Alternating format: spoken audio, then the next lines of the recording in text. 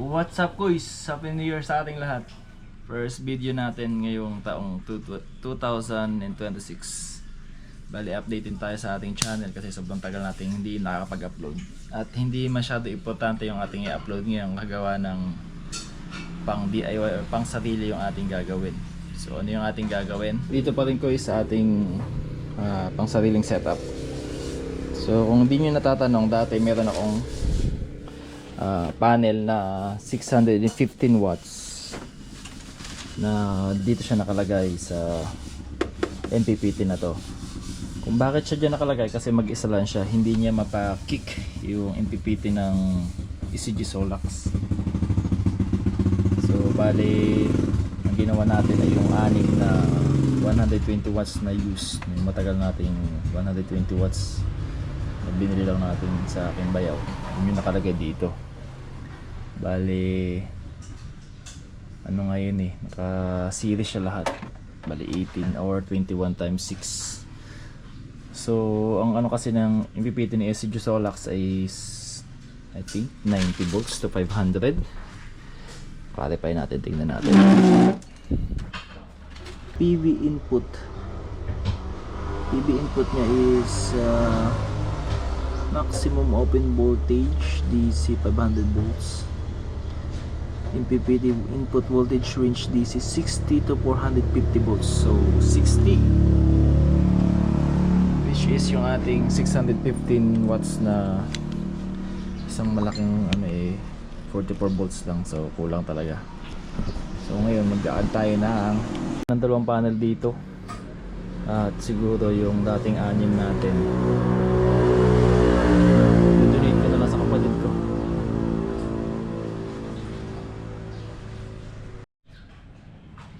Ito yung dalawa nating panel na bali ano nga ito 620. Hindi naman sobrang laki ng diferensya nila. So sa akin ay magpapaki-pakinabang na sila gawin yun. Yo, ng ating 615 saka 6 na 120. Galing na natin to.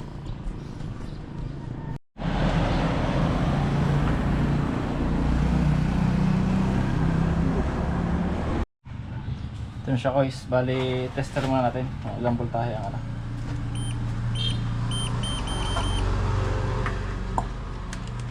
So yung polarity para kung tama.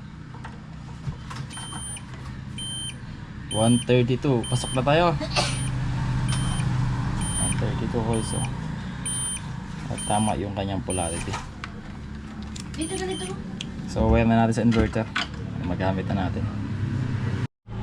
So yun na guys, na-plug na natin. I-on na lang natin yung breaker na yan. Gawin natin, i-on muna natin to.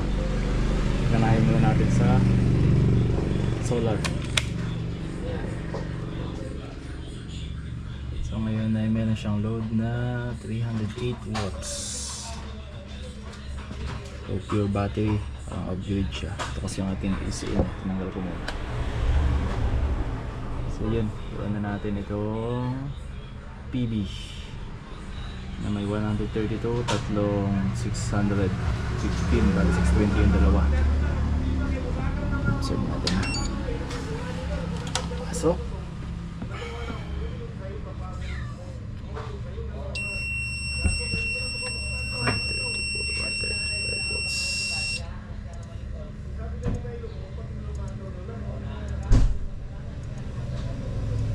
Taas yung kanyang watts.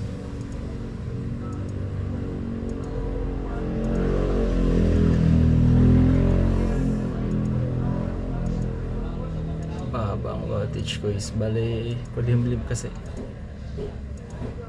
So may hatak pa, may discharge pa sa battery.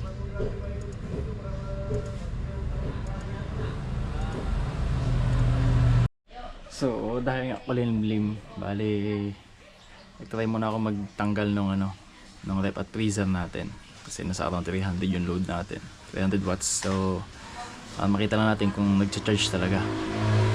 And good news, kasi ganyan nga kalilom 72 watts na lang siya at indicate na nag-charge na siya. So 350 watts lang na harvest niya May charging siya ng 8 something, 8 amps. May charging siya. Patuloy pa yung gantong panahon. Malulubatan tayo. Maaga pa sana yun. 10:25.